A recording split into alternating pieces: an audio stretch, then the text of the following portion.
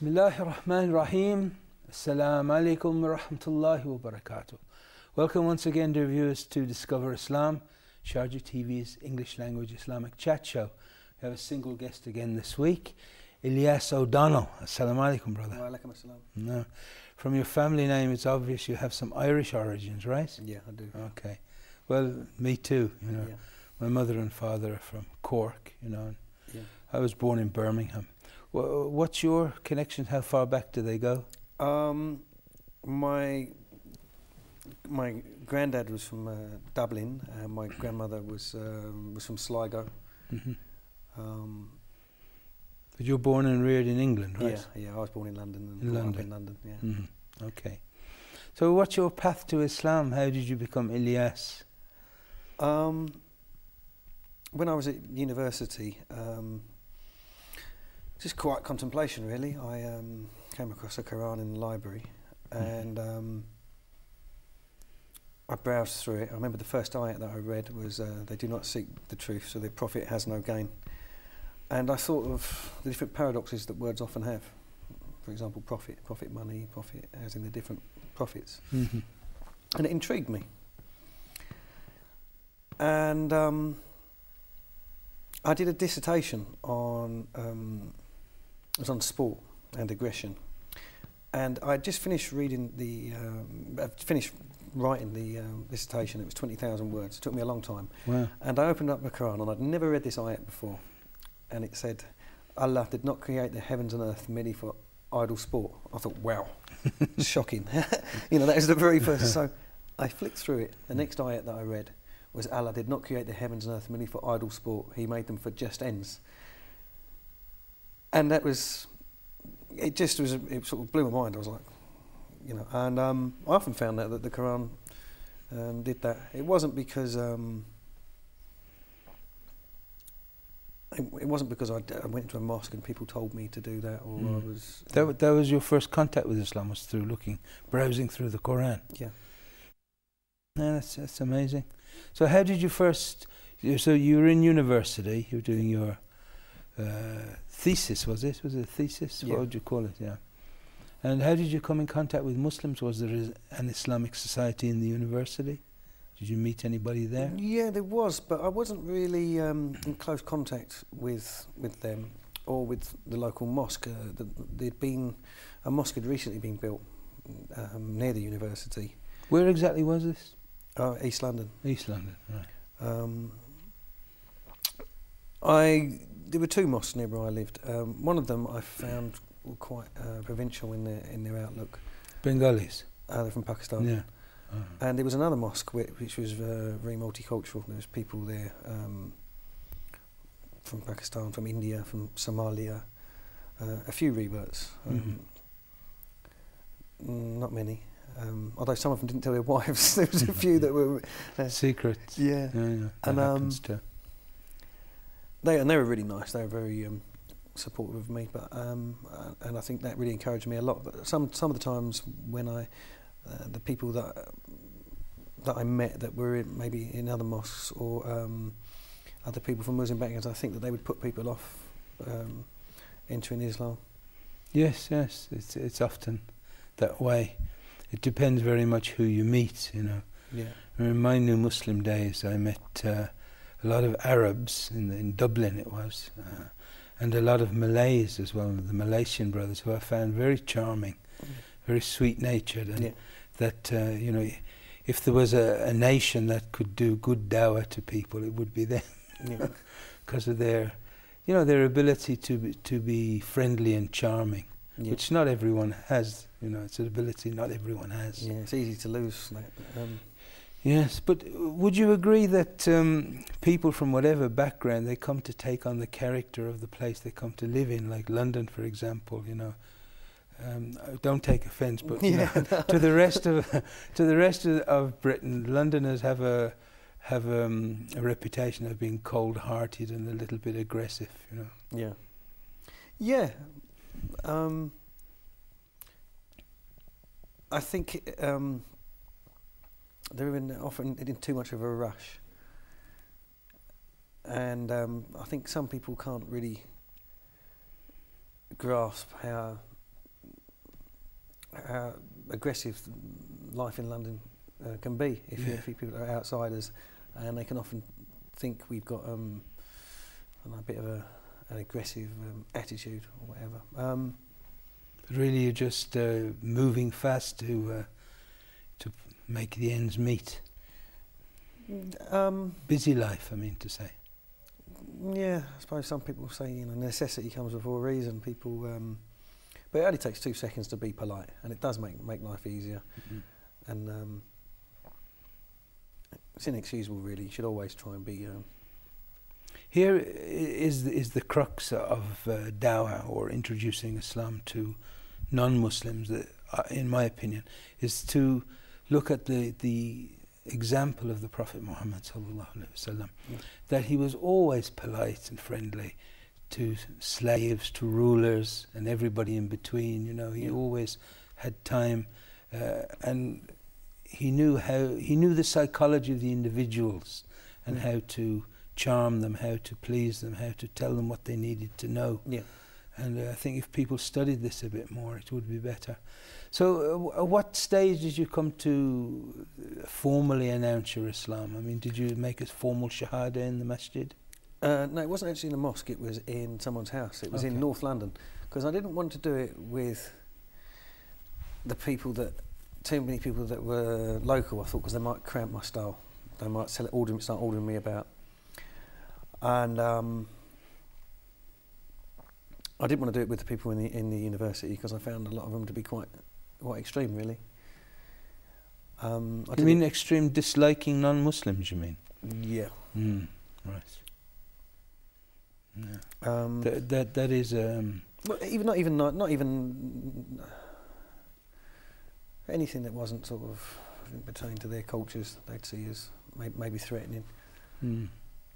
Does this show some insecurity, do you think, or what? Definitely, yeah. It's hiding behind a group. I think it's a form of narcissism, you know. I remember I was thinking of taking Shahada, and this guy said, "Oh, do you realise if you break the Shahada, you can punish you all by death?" That's the guy who said it, and you know, it was pathetic him saying that. You know, he was just being being quite cowardly, really, just hiding behind a mob and punish you by death. Welcome, brother. Yeah. So you did it in somebody's house. You made your Shahada. Yeah. Mm-hmm. Yeah. Okay. And you were still at university at the time? Or? Yeah, I was. Yeah, I just I think it was in my second year.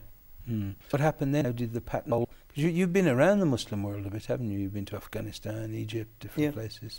Well, I travelled. I had a choice between a friend of mine who he helped me quite. He said to me, Islam is the gentle religion. Those who rush in will rush back out. But he wanted me to go to Peshawar to learn about Islam in one of the schools there. But I didn't want to do that. I thought, well, I'm only going to be told that Muslims are the greatest, and you know. So I went to Kerala, which is southern India. Kerala, yes. And it's 30% Muslim. Yeah, I've been there. I know I know Kerala. Yeah. 30% Muslim, 40% Hindu, 10% Christian, and it's 5% Jewish there. Yeah, they're still there, are they? I thought they all left for Israel. Well, so I took my Quran with me, and I just wanted to find out for myself, rather than be indoctrinated with any biasm.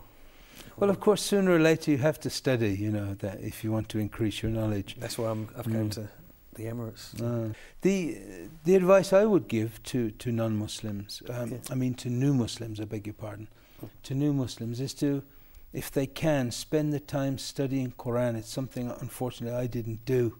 To learn tajweed, how to read the Quran and pronounce it properly, because this holds you in good stead for later years.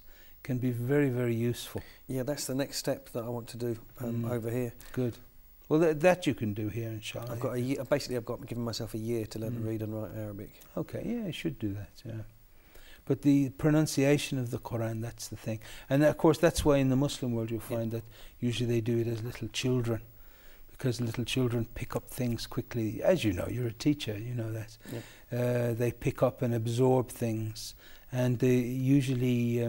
Usually our memory is strongest when we're young. Yeah, I think it's a lot of it to do with enthusiasm. Kids are enthusiastic. Of course. Yeah, Of course, an older person who's enthusiastic can also do a lot. I would always say to new Muslims to try and find themselves a teacher so they can learn to read and pronounce the Quran correctly. Yeah. And this will, stand them in good stead for the whole of their lives. Mm. Myself, I had about a year and a half after I took Shahada, looking at the various sects and divisions of Islam, there's a hadith by the Prophet ﷺ that the Muslim Ummah will split into 73 sects. He said the Jews will split into 71, the Christians 72. The Muslims will split into 73. All will be in the fire except one. And the companions asked, which one is that? And he replied, the one, the path that we're on, me and my companions, you and me. So this is something that needs investigating, and I moved from Dublin to Birmingham, where I think all the 73 sects are there, so we could go around from one to another and try and sort them out. But I always found, and perhaps you've come to this conclusion as well, that it's something no Muslim will argue about, that the best Muslims were the companions of the Prophet ﷺ. After the Prophet Muhammad ﷺ, the companions, radiallahu anhum, they were the best Muslims, undoubtedly. They were ready to give their lives and their wealth and everything for the spreading of Islam, and we're here today because of their sacrifices. May Allah be pleased with them. Often the problem with new Muslims is that they don't know where to begin. They don't know what questions to ask, and if they're not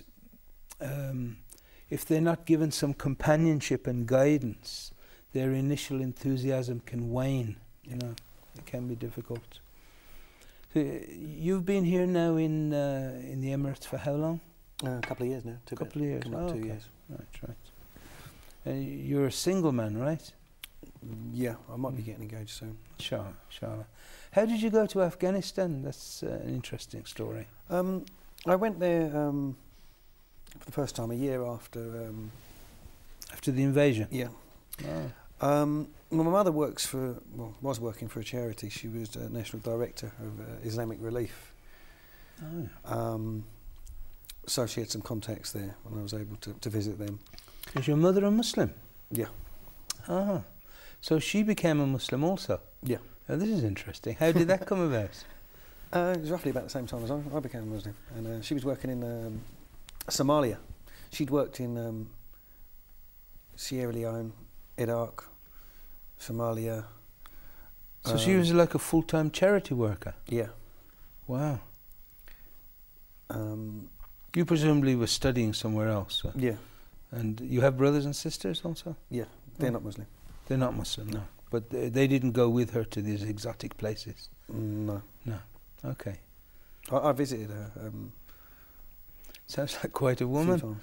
So she became a Muslim through contact with people abroad? Yeah. MashaAllah. Interesting. So she was working for Islamic Relief? Yeah, she's worked for a lot of charities, Save the Children, voluntary service overseas, and Islamic Relief, quite a few. And she took up Islam quite separately and independently of you? Yeah. Oh, that's interesting, very interesting. Mm. Where is she now? Is she here with you, or she's? No, she's back living in England. She's got a place in Hastings. Right. Yeah, a bit dull after Somalia and places. Yeah. So she was in Afghanistan also? The last place she was in was Egypt. Egypt, okay. And you visited her there in Egypt? Yeah. Okay. So you went to Afghanistan just like a tourist, and it was no problem? Pretty much so, yeah. I found them very placid people. Out of all my travels, I found them... but there were certain places I didn't go to. I didn't go to Kandahar. Right. And I didn't go... there were certain places